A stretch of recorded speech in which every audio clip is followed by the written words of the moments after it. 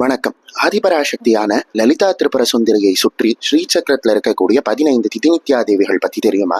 ஒவ்வொரு திதியிலும் அம்பிகையினுடைய பிரதிநிதியாக இருந்து இந்த உலகத்தையே ஆட்சி செய்யக்கூடிய திதிநித்யா தேவிகளினுடைய ரகசியம் தெரியணுமா? எந்தெந்த திதிக்கு எந்த நித்யா தேவியானவள் அதிபதியாக இருக்காங்க, அவங்களை எப்படி வழிபடணும், வழிபட்டால் என்ன நன்மைகள் கிடைக்கும், இப்படின்னு பல ரகசியங்கள் தெரியணும் அப்படின்னா இந்த காணொலியை தொடர்ந்து பாருங்க. இது போல 15 திதிநித்யா தேவிகளின் ரகசியமும் அடங்கிய 15 காணொளிகளும் தொடர்ந்து பதிவேற்றம் செய்யணும் அப்படின்னா கீழே கமெண்ட்ல சொல்லுங்க. தொடர்ந்து நாங்க அது சம்பந்தமான வீடியோக்களை பதிவேற்றம் பண்றோம்.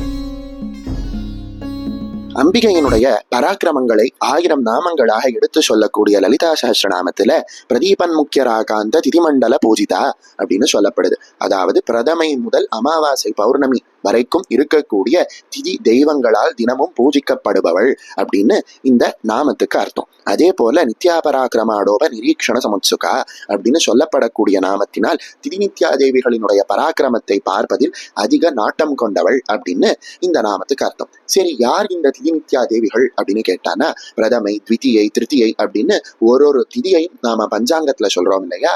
அந்தந்த திதிகளுக்கு அதிபதியாக 15 தேவதைகளை 15 தேவிகளை நம்மளுடைய சாஸ்திரங்கள் சொல்லுது. அந்த தேவதைகளை தான் நாம திதிநித்யா தேவிகள் அப்படின்னு சொல்றோம். இந்த திதிநித்யா தேவிகள் யார் அப்படின்னு கேட்டானா, சாக்ஷாத் ஆதிபராசக்தியான லலிதா திரிபுர சுந்தரியினுடைய வடிவங்களே அப்படின்னு சொன்னா அதுல மிகையே இல்லை அப்படின்னு சொல்லலாம். அந்த வகையில அற்புதமான முதல் திதிக்கு அதிதேவதையாக இருக்கக்கூடியவள் தான் காமேஸ்வரி தேவி அப்படின்னு சொல்லப்படுது. சரி, இந்த காமேஸ்வரி தேவியானவள் எப்படி காட்சி அப்படின்னு கேட்டானா, 1000 கோடி சூரிய பிரகாசத்தோட மாணிக்க மகுடம் தரித்து தங்கத்தால் ஆன பலவிதமான ஆபரணங்கள் அணிந்து இருக்கக்கூடியவளாக இந்த காமேஸ்வரி தேவியானவள் சொல்லப்படுறாங்க. இந்த காமேஸ்வரி தேவிக்கு 6 திருக்கரங்கள் இருக்கிறதாக சொல்லப்படுது.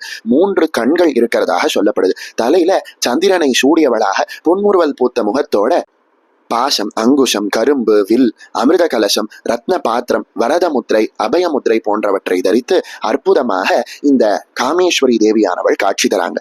இந்த காமேஸ்வரி தேவியினுடைய கையில் இருக்கக்கூடிய புஷ்ப பானங்களுக்கு மதனா, உன்மனா, தீபனா, மோகனா, சோபனா அப்படின்னு சொல்லப்படக்கூடிய 5 தேவதைகளை தன்னுடைய கையில இருக்கக்கூடிய புஷ்ப பானங்களாக வைத்திருக்கிறார்கள் அப்படின்னு சொல்லப்படுது. இந்த அம்பிகையினுடைய கையில இருக்கக்கூடிய கரும்பானது மனதை குறிக்குது. அதே போல கையில இருக்கக்கூடிய 5 புஷ்பபானங்களானது இந்த உலகத்தையே உருவாக்கின பஞ்சபூதங்களை குறிக்குது. காமம் அப்படின்னு சொன்னா ஆசையினுடைய திரிவு அப்படின்னு சொல்லலாம். ஆசை நிறைவேறாமல் போகும்போது அது காமமாக மாறி பசியாக மாறி அந்த ஆசையை அடைவதற்கு ஒரு மனிதன் என்ன வேணா செய்யக்கூடிய நிலைமை வருது. அந்த வகையில ஒரு மனிதனினுடைய ஆசையை தீர்த்து வைக்கக்கூடியவள், மனிதனினுடைய நியாயமான ஆசையை அவனுக்கு கொடுக்கக்கூடியவள் அப்படிங்கிற அர்த்தத்திலும், அழகான வடிவத்தை உடையவள் அப்படிங்கிற அர்த்தத்திலையும், நினைத்த வடிவத்தை எடுக்கக்கூடியவள் அப்படிங்கிற அர்த்தத்திலையும் இந்த அம்பிகைக்கு காமேஸ்வரி அப்படிங்கிற அற்புதமான பெயரானது சூட்டப்பட்டிருக்கு. இந்த அற்புதமான காமேஸ்வரி நித்யாதேவியை நாம சுக்லபக்ஷ பிரதமை அல்லது அமாவாசை அன்னைக்கு வழிபடணும் அப்படின்னு சொல்லப்படுது. சரி, இந்த காமேஸ்வரி நித்யாவை சுக்லபக்ஷ பிரதமையும் அமாவாசை அன்னைக்கும் நாம வழிபடும் பொழுது என்னென்ன நடக்குது அப்படின்னு கேட்டான்னா, மனதில் அபரிமிதமான ஆனந்தம் ஏற்படுதான். தன வரவு அப்படின்னு சொல்லப்படக்கூடிய தனம், செல்வமானது வீட்டுல அதிகரிக்குதான். தன்னை சரணடைந்தவர்கள் பெரிய பாவியாக இருந்தாலும் தாய் போல காக்கக்கூடியவள் இந்த தேவி. அன்பர்களினுடைய மனதுக்கு எப்பொழுதுமே இனிமையாக இருக்கக்கூடியவள், பலவிதமான இன்பங்களையும் சந்தோஷத்தையும் கொடுக்கக்கூடியவள், மங்களங்கள் அதாவது 16 செல்வத்தையும் வாரி வாரி வழங்கக்கூடியவள் இந்த அற்புதமான காமேஸ்வரி தேவி. அழகான ரூபவதியாக இந்த தேவியானவள் இருக்கிறதுனால தன்னை பூஜிக்கக்கூடியவர்களுக்கும் அழகையும் அறிவையும் கொடுக்கக்கூடியவளாக இந்த தேவியானவள் இருக்காங்க. தன்னை சரணடைந்த ஜீவன்களினுடைய பாவ மூட்டை கடைக்கண் பார்வையினாலேயே தீர்க்கக்கூடிய அற்புதமான சக்தி வாய்ந்த நித்யா தேவி காமேஸ்வரி தேவி தான் அப்படின்னு சொன்னா அது மிக இல்லை.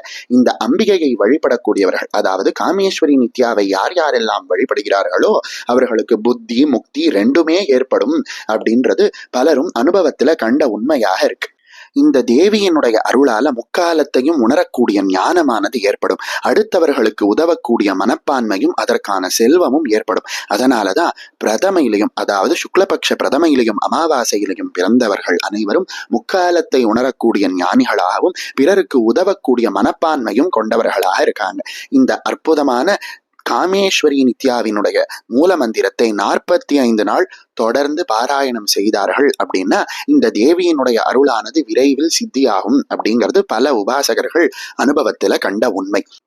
சுக்லபக்ஷ பிரதமை அன்னிக்கும் அமாவாசை அன்னிக்கும் இந்த காயத்ரி மந்திரத்தை சொல்லி வழிபடலாம். தேர்ந்த குருவினுடைய உபதேசத்தையும் வழிகாட்டுதலையும் பெற்று அவர் சொன்னது போல வழிபடுவது அபரிமிதமான பலன்களை வெகு சீக்கிரமாக எந்த ஆபத்தும் இல்லாம கொடுக்கக்கூடியதாக இருக்கு. வரீங்களா? இந்த காமேஸ்வரி நித்யாவினுடைய காயத்ரி மந்திரத்தை நாம இப்ப கேட்கலாம். ஓம் காமேஸ்வர்யை வித்மஹே நித்யக்லின்னாயை தீமஹி தன்னோ நித்யா பிரச்சோதயாத்.